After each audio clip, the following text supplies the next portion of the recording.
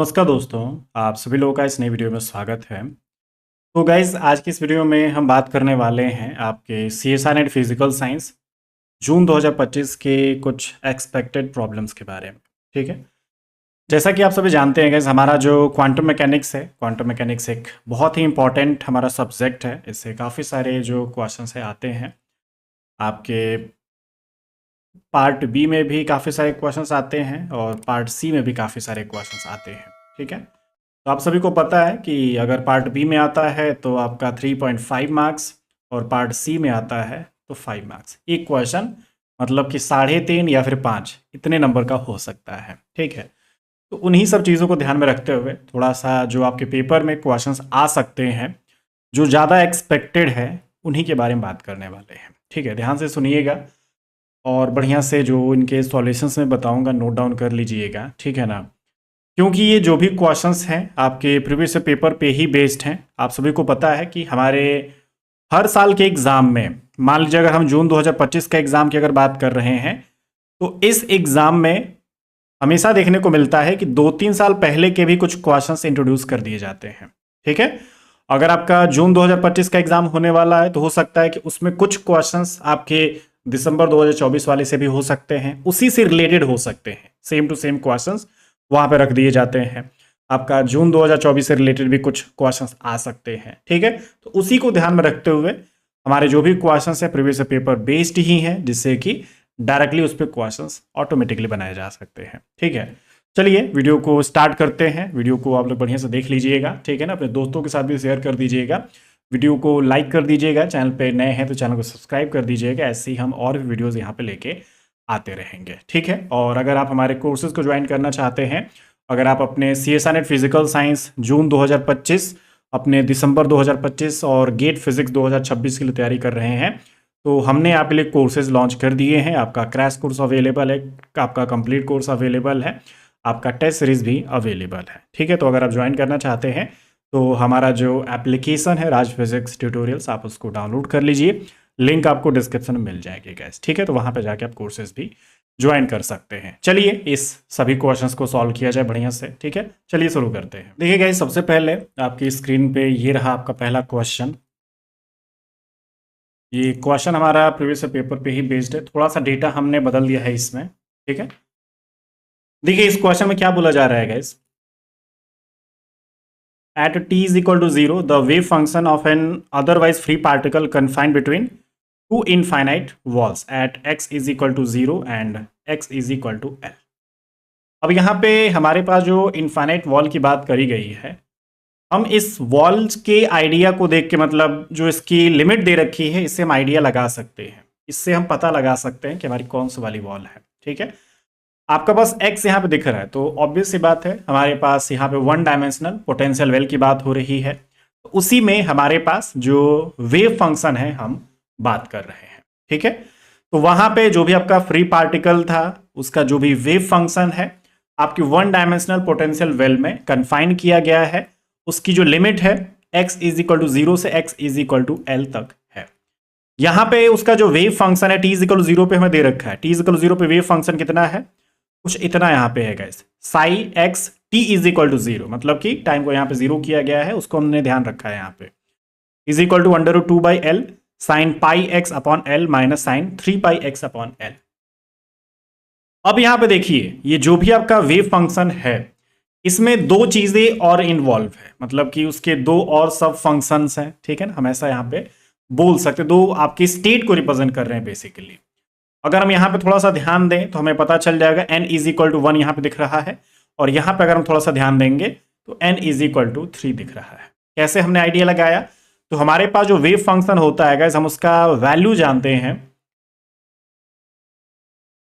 मान लीजिए wave function की अगर हम बात कर रहे हैं, ठीक है, तो नॉर्मली तो कुछ ऐसा होता है, जब हम टाइम का फंक्शन मान लीजिए सपोज नहीं करते हैं तो कुछ ऐसा होता है, साइन n पाई एक्स अपॉन, ऐसा हमारे पास होता है। ठीक है, लेकिन जब हम टाइम को कंसीडर करते हैं तो हमारे पास जो वेव फंक्शन होगा कुछ इतना हो जाता है। मान लीजिए मैं इसको कुछ ऐसे बोल देता हूँ गाइस, ये आपका है। ठीक है, एक्सपोनेंशियल, फिर आपका माइनस ये कुछ ऐसा हो जाता है। ठीक है, ये जनरली हम लिखते हैं, ये भी फॉर्मूला।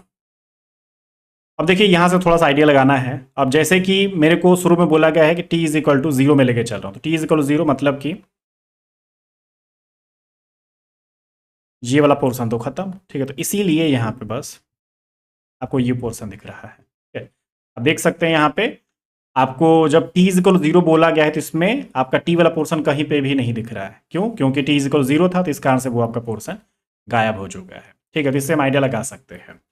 अब क्या बोला जा रहा है guys, it's wave function at later time t is equal to M L square upon 4 pi H cross square. तो अब यहाँ पे थोड़ा सा हमारा जो वेव फंक्शन है t इज इक्वल टू 0 पे दे रखा है, हमसे अब बोला जा रहा है ना कि t इज इक्वल टू जब आपका M L square upon 4 pi H cross square होगा तो यहाँ पे वेव फंक्शन क्या हो सकता है, ये हम कैलकुलेट करना चाहते हैं। ठीक है, इसमें एक चीज ये हमें पता है कि हमारे पास वन डायमेंशनल पोटेंशियल वेल की बात हो रही है, तो हमसे आइडिया लगा सकते हैं, थोड़ा सा क्वेश्चन के बारे में हम पता लगा सकते हैं।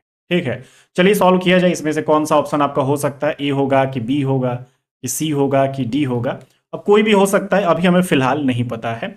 चलिए इसको बकायदा सॉल्व किया जाए। ठीक है, देखिए गाइस इसमें क्या क्या चीज़ें हैं, जैसा कि हमने आपको बताया पहले, तो इसको हम थोड़ा सा सिंप्लीफाई कर देते हैं। ठीक है, अब जैसे कि अंडर रूट 2/l इसके दो भाग हम कर देते हैं यहाँ पे।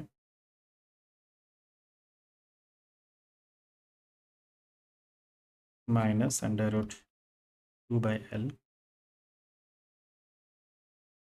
जी आपका है। ठीक है, अब यहाँ पे जैसा कि हमने आपको बोला है गाइस, यहाँ पे t इज इक्वल टू 0 हमने लिया था, तो ये आपके पास है।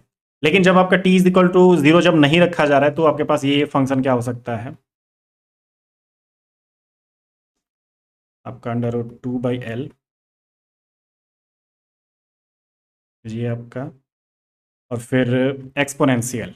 ठीक है, आपका कितना हो जाएगा, माइनस i e1t/h क्रॉस। ठीक है, अब यहाँ पे हमें क्या लग रहा है गाइस, हमारे पास ये जो रिलेशन है, हम आइडिया थोड़ा सा लगा सकते हैं हमारा फाइनल कैलकुलेट करने के लिए। ठीक है, वैसे इसमें आपका ये एच क्रॉस स्क्वायर नहीं होगा गैस, क्योंकि ये गलत हो जाएगा ना, फिर यहाँ पे कहीं पे भी आपका एच क्रॉस नहीं दिख रहा है। ठीक है, तो ये आपके पास रिलेशन है। फिर ये मैंने E1 कैसे लिखा है गैस, क्योंकि मैंने आपको बोला यहाँ पे ये EN होता है, तो EN मतलब कि जिस भी स्टेट में वो आपका फंक्शन होगा, तो मैं वहां से आइडिया लगा सकता हूँ। ठीक है, तो मेरे पास साइन पाई एक्स दिख रहा है, मतलब कि n की जगह पे यहाँ पे 1 है, यहाँ पे साइन 3 पाई एक्स मतलब कि n की जगह पे यहाँ पे 3 है, तो इसी कारण से मैंने यहाँ पे आइडिया लगाया है गाइस। ठीक है, अब क्या हो जाएगा अगला वाला पोर्शन, माइनस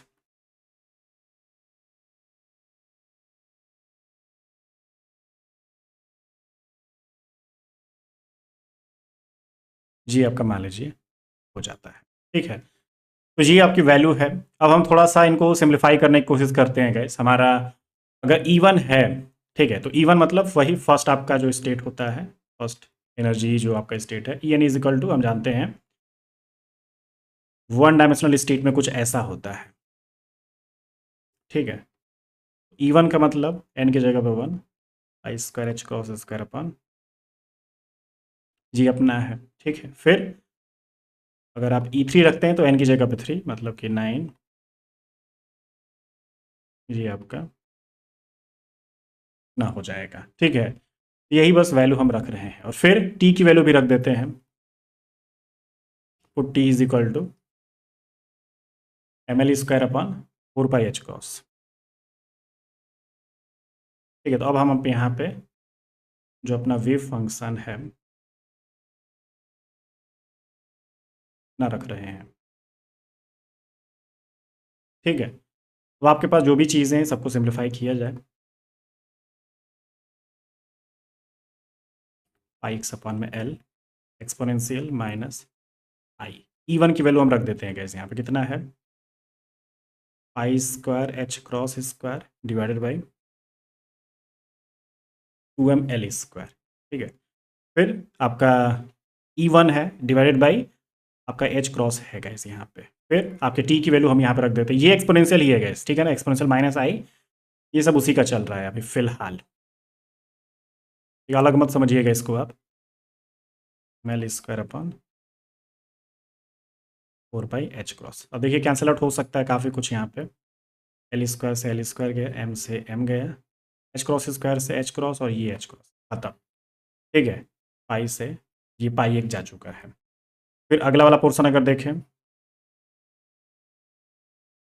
साइन 3πx/में एल, फिर एक्सपोनेंशियल लिख दिया जाए जिससे कि आपको समझना आसान हो जाए थोड़ा सा। ठीक है, माइनस आई, E3 की वैल्यू क्या आएगा आपका 9, आपका 2m/L²।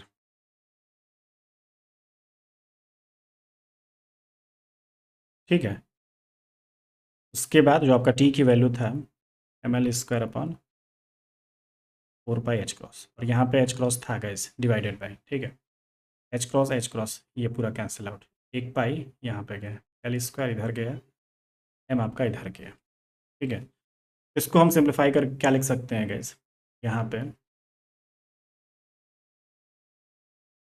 √2/L आपका sin πx/में L। फिर यहाँ पे देखिए क्या बचेगा गाइस, एक्सपोनेंशियल माइनस आई, पाई एक बच रहा है और ये आपका 2 × 4 ये बच रहा है, फिर माइनस √2/L sin 3πx/L।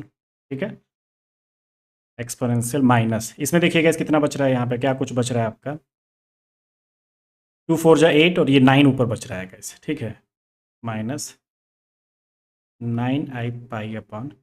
ठीक है, इसमें से हम कुछ कॉमन ले सकते हैं गैस अगर चाहें तो।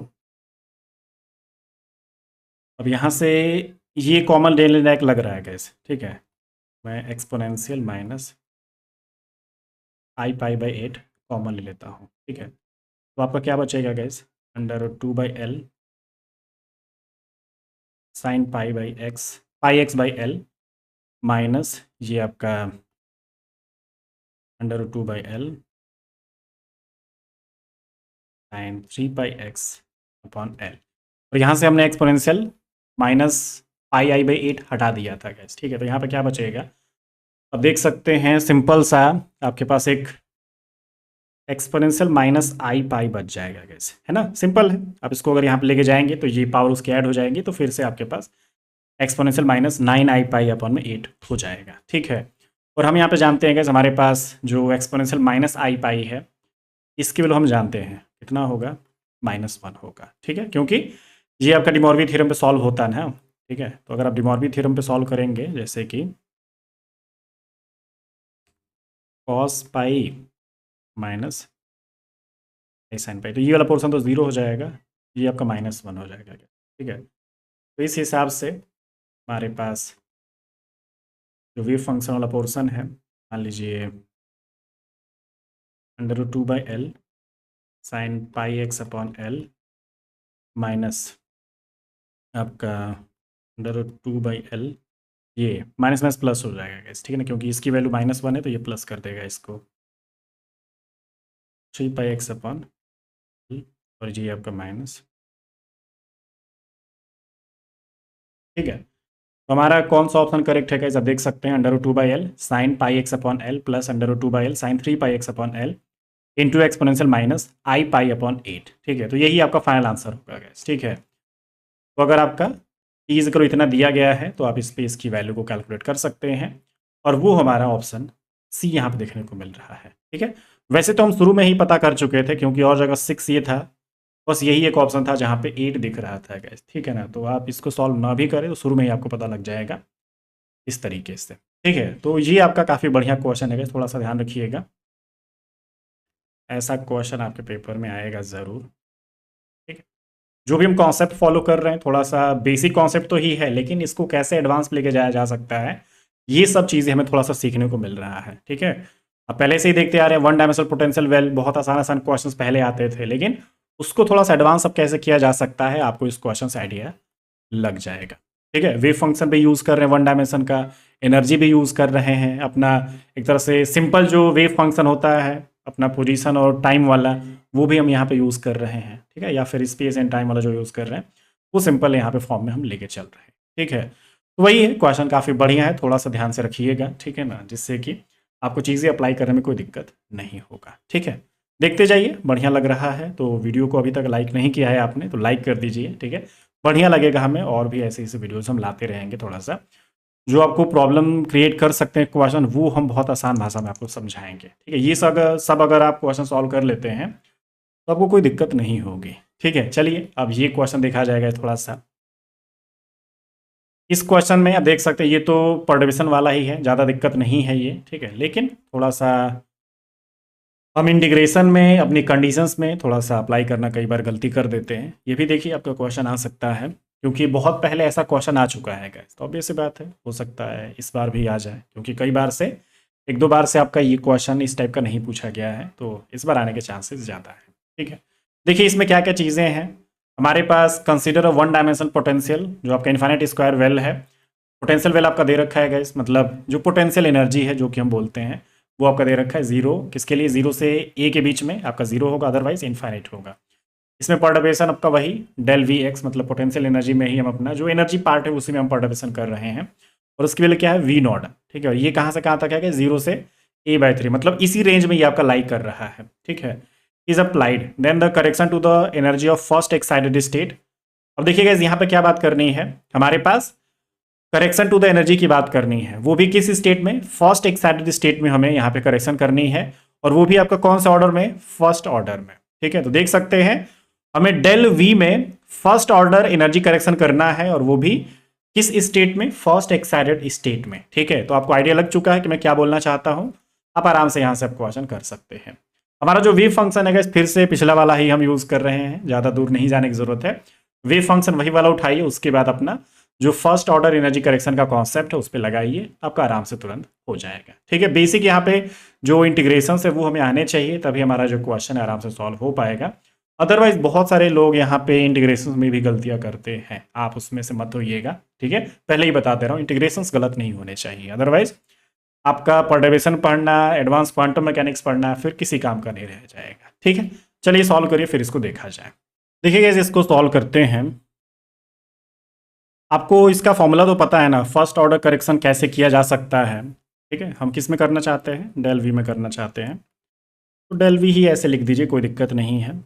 इसका जो लिमिट होगा वही 0 से a/3, और आपका जो वेव फंक्शन है वही आपका फर्स्ट एक्साइटेड स्टेट वाला लेके चलना पड़ेगा। तो वेव फंक्शन में फर्स्ट एक्साइटेड स्टेट मतलब n इज इक्वल टू 2, तो मैं फाई को 2 से रिप्रेजेंट कर देता हूँ। ये आपका ऐसा है, ठीक है।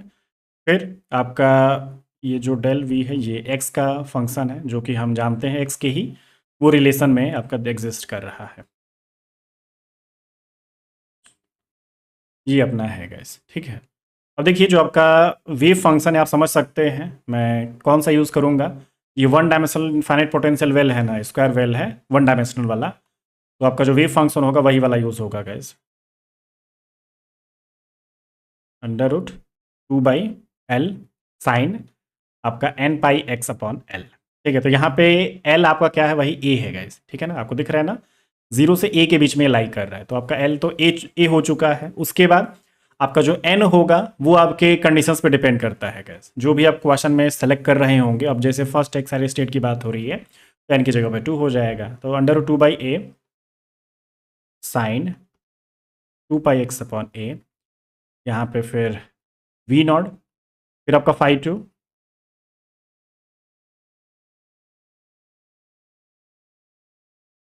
जी आपका है, ठीक है।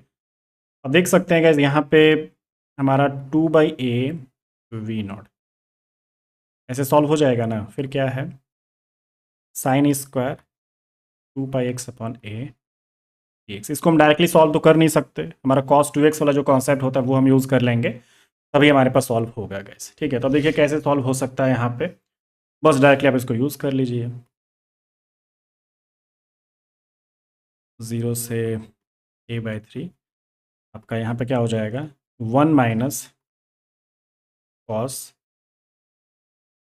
4πx/A divided by 2 dx। ये कुछ इतना आपके पास हो जाएगा गैस, ठीक है। तो ये आप इससे 2 से कैंसिल आउट करा लीजिए, ठीक है। इसको अब हम सिंप्लीफाई कर सकते हैं गैस, सिंपल वही इंटीग्रेशन ही करना है। ये आपका v0/A है, इसको अगर इंटीग्रेट करेंगे हम, मान लीजिए x minus cos 4πx/A, cos का साइन हो जाएगा वहाँ पे, साइन 4π/a, फिर 4π/a का नीचे डिफ्रेंसिएशन, तो 4π/a। आपकी जो लिमिट है वो आप यहाँ रख दीजिए। ये कितना हो जाएगा गाइस आपका, ये a/3 minus sign 4π/a into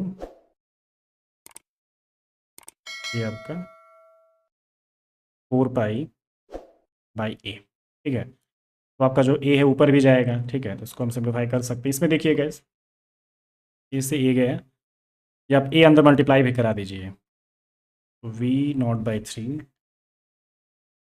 नहीं v0 बस ना, बाई 3 नहीं है, सॉरी, ये 1/3, ये a कैंसिल आउट हो चुका है, माइनस ये ऊपर a गया था तो वो कैंसिल आउट कर दिया है मैंने, यहाँ पे साइन 4π/3 डिवाइडेड बाई 4π, ये इतना कुछ आ रहा है गाइस, ठीक है। तो सिंपल आप इसका कैलकुलेशन कर सकते हैं। जो हमारा फर्स्ट ऑर्डर एनर्जी करेक्शन है यहाँ पे, और डेविएशन यहाँ पे जो हम कर रहे हैं, v0 ये आपका 0.33, ठीक है, माइनस ये साइन 4π/3 आपका कितना होता है गैस यहाँ पे, -0.866 समथिंग यहाँ पे होता है, ठीक है। ये आपका 0.8660 समथिंग यहाँ पर रख देता हूँ, 4π। इसको आप पूरा सिंप्लीफाई कर लेते हैं।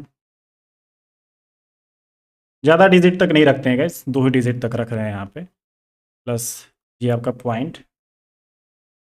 0.06 इतना कुछ हो रहा है, ठीक है। तो ये एक्चुअल अगर रूल देखा जाए, एक्चुअल अगर रूल वैल्यू देखा जाए तो यहाँ पे कितना हो रहा है, 0.39 v0, या फिर अराउंड ये आपका मान लीजिए 0.40 v0 तक होगा, ठीक है। लेकिन क्वेश्चन पे थोड़ा सा नज़र डाला जाएगा, यहाँ पे क्या बोला जा रहा है, नियरेस्ट टू, तो नियरेस्ट इसके नहीं है, इसके भी नियरेस्ट नहीं है, इसके भी नियरेस्ट नहीं है, सबसे ज़्यादा नियरेस्ट किसके है, इसके ज़्यादा नियरेस्ट है, ठीक है। तो 0.40 लिखिए, या फिर अब क्वेश्चन के अकॉर्डिंग सबसे नियरेस्ट इतना ही है, ये हम लिख सकते हैं, ठीक है। तो आपका जो फाइनल आंसर होगा गैस, वो आपका ऑप्शन डी हो जाएगा, ठीक है। तो आप जानते ही हैं हमारा जो पर्टर्बेशन है बार बार हमारे एग्जाम में आता ही रहता है, ये क्वेश्चन आपके एग्जाम में आ सकता है, ठीक है। चलिए अगला क्वेश्चन देखते हैं। ये क्वेश्चन आपका स्कैटरिंग क्रॉस सेक्शन से है गैस, ये भी काफ़ी बढ़िया क्वेश्चन है। इस पर भी बार बार क्वेश्चन आते रहते हैं, कई बार पहले रिपीट होते थे, ठीक है। आजकल थोड़े से कम आ रहे हैं, लेकिन कई सालों से अगर नहीं आ रहे हैं तो ऑब्वियस सी बात है इस बार आ सकता है क्वेश्चन गाइस ये, ठीक है। क्योंकि पेपर में आ चुका है, सिलेबस में है, तो करना तो पड़ेगा, क्योंकि अगर ऐसे छोटे छोटे टॉपिक्स हम नहीं जानेंगे तो दिक्कत हो जाएगी। देखिए भाई, फेज शिफ्ट एनालिसिस वो उस टॉपिक से बिलोंग करता है guys. A phase shift of 30 degree is observed when a beam of particles of energy 0.1 mega electron volt is scattered by a target. तो वही है, आपके टारगेट के द्वारा स्कैटर्ड हो रहा है। आपका beam of particle of energy यहाँ पे दे रखा है। फेज शिफ्ट आपको पता है गैस, ठीक है। तो इसका जो फेज शिफ्ट है, मान लीजिए, वैसे तो नॉर्मली हम फेज शिफ्ट को डेल से रिप्रेजेंट करते हैं। अगर आपके पास एल अगर गिवन होता है तो हम इसको नॉर्मली डेल एल भी लिख देते हैं, लेकिन यहाँ पे मैं सिंपल एक डेल 1 से रिप्रेजेंट कर देता हूँ यहाँ पे फेज शिफ्ट को गाइस, ठीक है। फिर ये एनर्जी है आपके पास, तो मैं E1 से रिप्रेजेंट कर देता हूँ। आपके पास और भी चीज़ें दे रखी हैं। When the beam of energy is change the observe phase shift is 60 degree, ठीक है। अब क्या हो रहा है ना गाइस, हमारे पास एनर्जी हमें नहीं पता है जो कि चेंज हुई है, तो हमारा जो फेज शिफ्ट है वो कितना ऑब्जर्व हो रहा है, 60 डिग्री, ठीक है।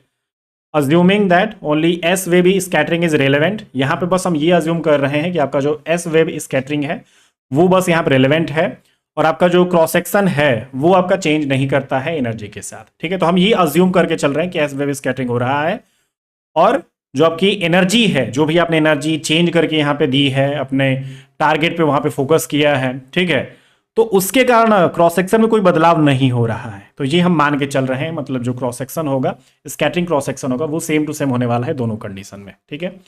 बस आपका फेज शिफ्ट चेंज हो रहा है और आपका एनर्जी चेंज हो रहा है, तो इसी को हम ध्यान रखेंगे। देखिए इसका फॉर्मूला क्या होता है, हमारा जो क्रॉस सेक्शन है, Sai is equal to 4π/a², आपका ये सॉरी एल होता है,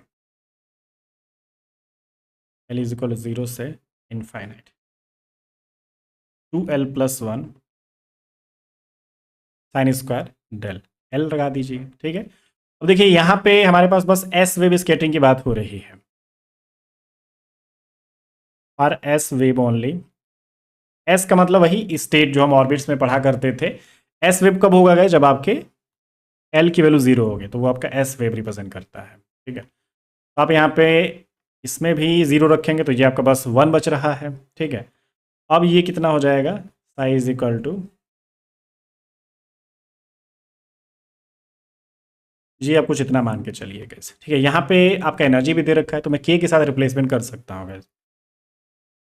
हम जानते हैं ना, K is equal to 2me/h cross square, या फिर के स्क्वायर इज इक्वल टू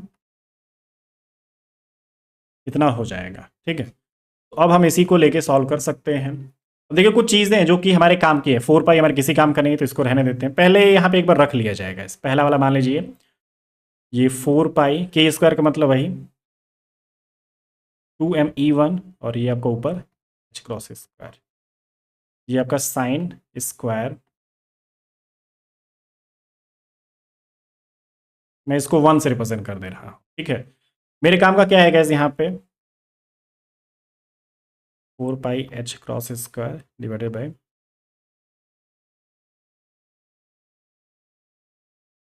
मेरे लिए काम का बस ये है, जैसे कि σ1 σ2 ये तो चेंज हो ही नहीं रहा, तो ये तो बराबर है, कोई दिक्कत नहीं है।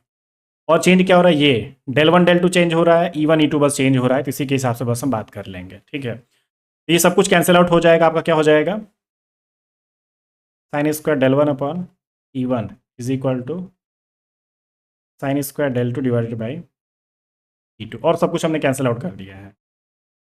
तो E2 is equal to sine square del2 divided by E1। Sine square del2 मतलब कि sine square 60 degree, sine square 30 degree into E1, तो साइन स्क्वायर 60 डिग्री मतलब कि √3/2, तो 3/4, साइन स्क्वायर 30 मतलब कि 1/2, तो 1/4, और ये E1 0.1 मेगा इलेक्ट्रॉन वोल्ट, 4 से 4 गया, ये फाइनल कितना आ जाएगा गाइस, आपका जो E2 है 0.3 मेगा इलेक्ट्रॉन वोल्ट आपके पास आ जाता है। ठीक है, तो वही है गाइस, हमारे पास जो फाइनल रिलेशन है ये आपका ई हो जा रहा है, और कुछ भी नहीं यहाँ पे हो सकता है। इस तरीके से हम अपने क्वेश्चन को सॉल्व कर लेंगे। ठीक है, तो उम्मीद है आपको समझ में आ गया।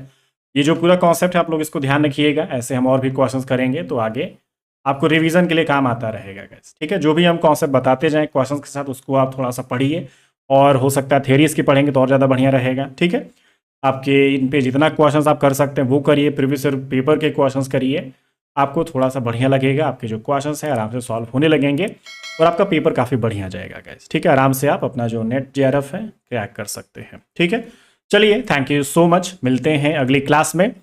वीडियो को आप लोग सब लोग लाइक कर दीजिएगा, चैनल पे नए हैं आपने सब्सक्राइब नहीं किया तो सब्सक्राइब कर दीजिएगा, और इस क्लास की जो PDF होगी गाइस, इसका जो सॉल्यूशन है, इसका जो क्वेश्चन है, हमारे टेलीग्राम चैनल पे आपको मिल जाएगा, सर्च कर लीजिएगा टेलीग्राम पे राज फिजिक्स ट्यूटोरियल्स, वहाँ पे इसका सॉल्यूशन आपको मिल जाएगा, PDF इसका मिल जाएगा। ठीक है, और कोर्सेज ज्वाइन करने के लिए गाइस हमारा जो एप्लीकेशन है राज फिजिक्स ट्यूटोरियल्स, आपको प्ले स्टोर पर मिल जाएगा, आप उसको डाउनलोड कर लीजिए, वहाँ पे हमारे जो भी कोर्सेज हैं आपको मिल जाएंगे। ठीक है, वहाँ से जाके आप अपनी प्रिपरेशन स्टार्ट कर सकते हैं। ठीक है, चलिए मिलते हैं आपसे अगली क्लास में, थैंक यू सो मच।